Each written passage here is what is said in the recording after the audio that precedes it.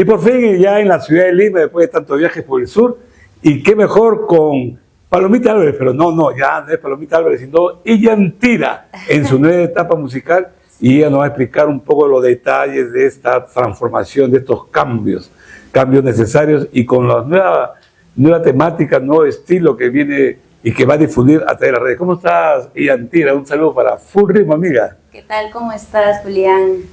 Mis amigos de Full Ritmo. Muy feliz, muy contenta, nuevamente retornando a la música. De verdad me siento muy feliz porque pues la música de siempre es la que amo, la que siempre me gustaba desde muy chiquita.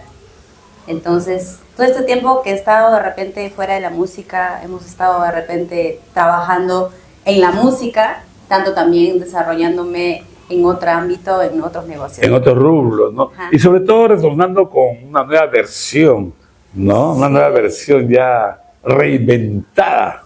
Claro que sí, lo que es Illantira ahora tiene una nueva fusión. Es una fusión de música sureña, con saxo, guitarra acústica, la batería también es acústica, ¿no? Y está fusionado con sureño.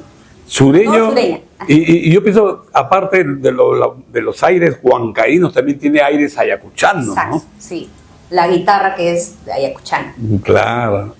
Y de verdad ha sido un proceso para nosotros, juntamente con mi productor musical, buscar el estilo. No ha sido de repente fácil encontrar el estilo.